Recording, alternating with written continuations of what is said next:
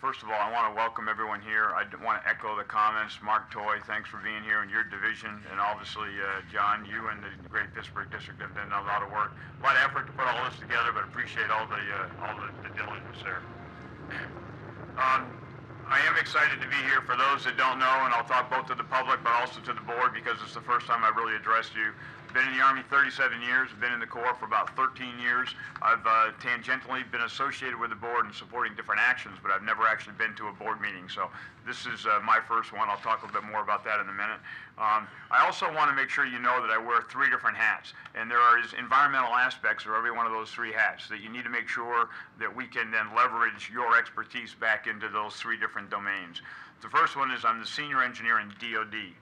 One calls us the Chief of Engineers of the U.S. Army, but when it comes to the Air Force and the Navy, they don't have the same rank structure, and so many times we're called upon to be able to help provide DOD capabilities, and if I need to, we can help leverage the Army and the Air Force and the Marines and the rest of the DOD agencies do what they need to do. So primarily a staff engineer as need be. Second major hat I do is I'm the senior engineer when it comes to our tactical formations. Most of you might not think about that or concerned about that, but I've got about 90,000 soldiers that are out in the field every single day that I worry about. I've got guys in Mosul, I've got guys in Afghanistan, I've got guys fighting the war, and so as much as you think about the Corps of Engineers, the other half of my dimension is sons and daughters that graduated from your high schools a couple months ago in your local towns that are now doing great work to be able to take care of our nation to continue to be able to be employed all around the world. There are a lot of environmental challenges we meet when we go into other places. I just got back from 13 months in Afghanistan. We tried to teach the Afghans how to employ environmental principles as they go through their work in the Afghan Army and the police. Same thing with, did a lot of work in Iraq to be able to make sure we were compliant with U.S. type law in Iraq. So wherever we can leverage back into DOD some of these environmental things, I really do think that there's great merit there. Karen does an awful lot of work on the sustainability side back in the Department of Defense and Installations, and it's not just exactly what the Corps does, but what Department of Defense does. And then the third job, which you probably would relate to me most, and that is I'm the commanding general of the Corps of Engineers. 32,000 civilians, about 500 military, and then we run a $28.5 billion program. We're in 110 countries, and I think you know our primary business lines.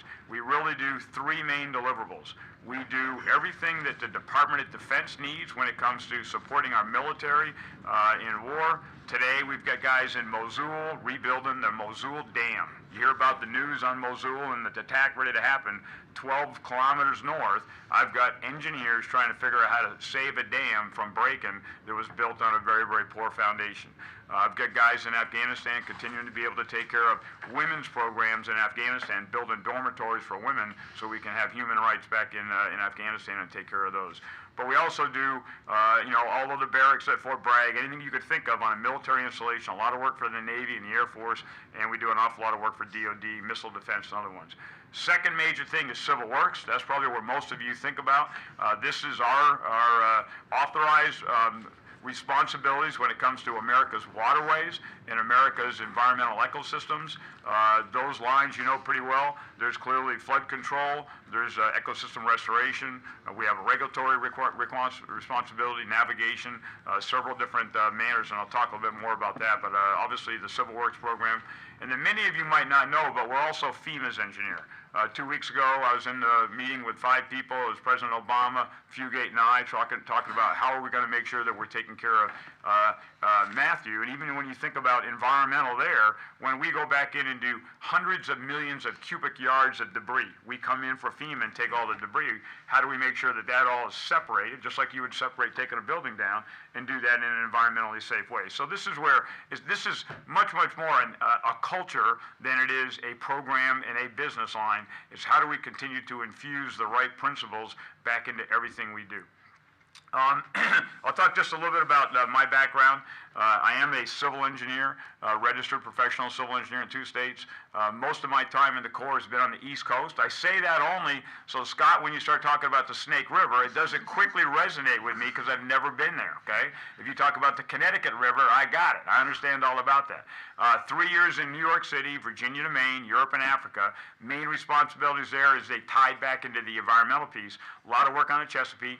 We did a lot of work on River Commission in the Susquehanna and the Delaware, so I know those basins quite well.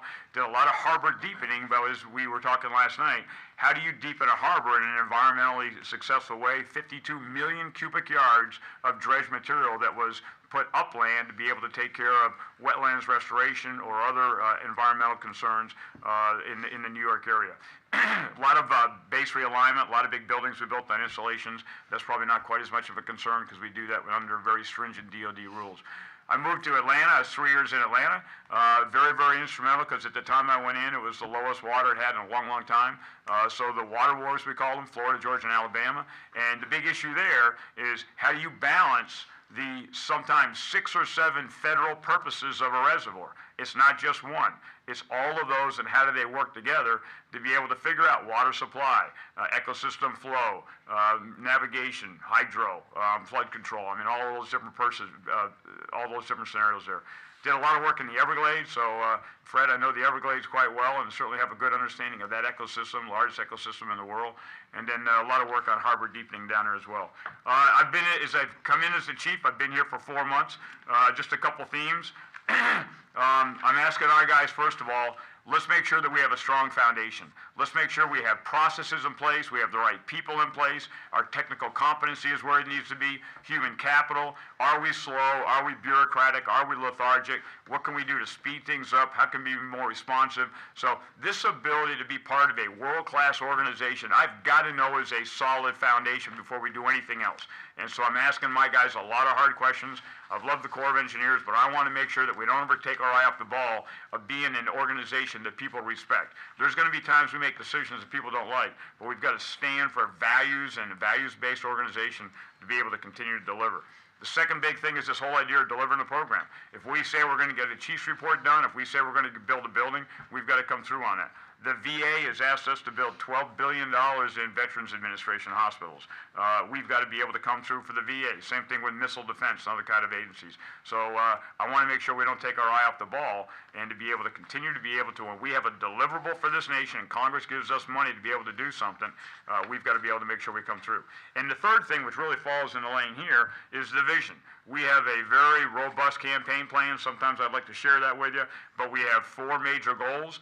Environment is infused throughout all of those different goals, both when it comes to human capital, when it comes to regulatory, but mainly when it comes to how do we deliver the military missions program and how do we deliver the civil works program, how do we make sure that we're doing it. So then we have IPRs, in progress reviews, every month or so to talk about what are we going to do. Yesterday we had a 2-hour one talking about what specifically can we do to be able to shoot for 2035, where's the environment, where's the nation, where's security going to be in 2035, and what do we do now to be able to turn the corner so we're in the right place.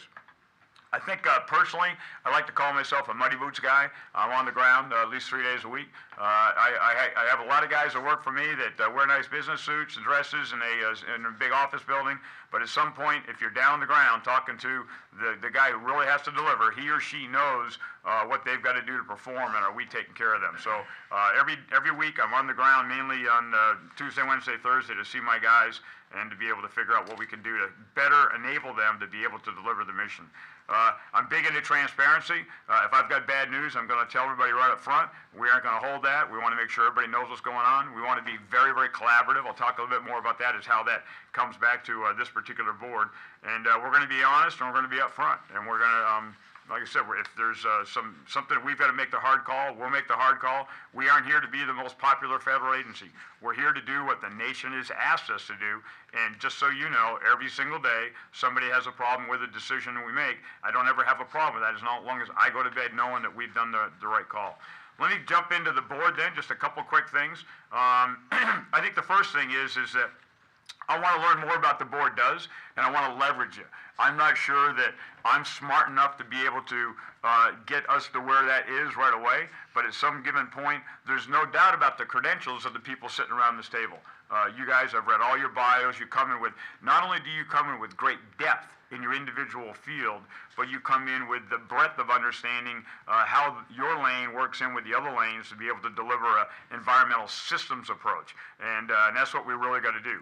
But we as the Corps have to really lay on some of the hardest tasks to you and ask you to come back and tell us where you think we need to go. So if I went to the Nature Conservancy and I went to the Everglades Coalition and I went to any one of the Audubon societies or anybody else out there and I said, where are the big environmental challenges that we see facing this nation, and they were to lay 2 or 3 hard ones on us, I'd like to say, hey guys, what's the solution? How do we do some of these things? We talked about 2 or 3 last night at dinner. I'm not sure that I'm ready to say those are tasks, but at some given point, I do not want to just make up things for you guys to do. My IG comes in once a year and says, what do you want me to study? Sometimes we run out of things. We don't think enough about what's really going wrong, so we give them 3 tasks. Okay, go study this, this, and this. And come to find out, those things probably really aren't broken, and we probably really didn't need them to study that. My internal review does a work plan every single year. What are the internal controls you want us to take a look at? This is probably the last minute. We're getting ready at the end of the fiscal year. I don't know, look at A, B, and C. And they come back in and they look at those.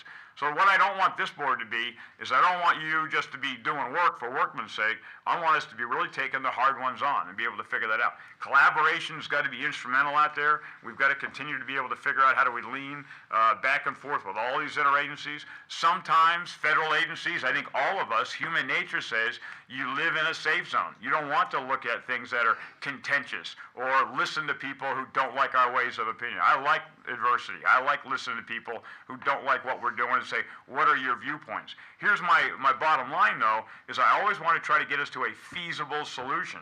And there are many, many different groups, and they're all over the map. Many, many different groups are very, very passionate about their parochial lane, and whether that is a specific part of the environment, if it's a specific part of the security apparatus, a specific part of business, everybody's out there for their agenda to a point, but what we have to do is to be able to lay those different concerns on the table and then try to figure in within the laws and the authorized purposes we have, is there a way to try to find a better way of doing it? And it doesn't mean that there's 9 losers and 1 winner. Most of the time that means the collaboration has to be willing to figure out, is there a compromise approach that will do a good job? On our regulatory program, one of our mandates is that we basically are expected to foster reasonable development while at the same time protecting the environment. And those two, a lot of times, are at odds. And that's where a lot of times we're in the middle to try to figure out how to balance that. But if there were some some environmental, themes, I want to make sure we're wrapping those in. I just signed the principles last week. Karen's got those. I reread those again this morning. I think those are good and solid. I'm not sure that there's a silver bullet in there, though, that tells us how to solve some of these tough things. So I pledge to you guys that I want to take the hard ones on. I don't want you wasting your time just figuring out how to give us a deliverable so we can say that we did something. But if there's 2 or 3 things that we need to tackle, I'm here for 4 years. I'll be here till June of 2020. I don't know how many of you guys will be here, so I'll be here. When guys start telling me when something's going to be done, I say, okay, what day in 2018? Because I'll be back, okay? And so I want to make sure that if we do take some things on, maybe they aren't 1-year tasks, and maybe there's something that is a 2 or 3-year task to be able to figure out how to get ahead of that. So in the back of my mind, just know that every time somebody tells me something, I probably initially say, what is this person trying to get out of this? And the question is, how does that balance with all the other things on our plate as a federal government? And then resources, of course, are another big factor. I don't want to live in a resource-constrained world. We do, but I don't want to immediately say I can't do that because we don't have enough money. I'd like to think, is that the best solution? And I have absolutely no problem signing a chief's report or going forward with something that we know is a good value for the nation, it's a good value for our taxpayers, and it's a good decision for the economy, for the environment, even though we might not be able to afford it. So that's my job, is to tee up those requirements and give them to Congress. A good example, both of the presidential candidates have transition teams. This is relatively normal this time of year. Those transition teams came to the federal government and they said, give us your biggest challenges. Where do you see an administration going, left or right? And so the Department of Defense collected all that from us, just like any one of the other federal agencies. And so an administration deserves truth on where do we see liability, where do we see opportunities. So therefore, I look at my responsibility as making sure that Congress knows what I think are the best places that we need to change something in America, and then let them decide what they can resource or not. I never have a problem if I don't get enough money that I think I need to get. That's going to be Congress's decision. I just want to make sure that we in the Corps levied the requirement on them with our best engineering and environmental advice so we can make sure that we're doing the right thing. So that's a lot of stuff all at once. I talk fast. I'm from New England. So bottom line, I hope I'm not too much for you. I'm also very passionate about making things happen, and I say this to my guys all the time. If we can get a solution in 4 decimal points, don't give me 9, okay? If I can study it in 3 steps, don't make me 500. If we can make some things harder, we somehow, just because of the bureaucracy, we make it hard. Due diligence is good. I want to make sure that we have good, solid science behind what we do, but I don't want to overstudy something so we never get something done. I want to make sure that we're relevant and we're making a difference for America.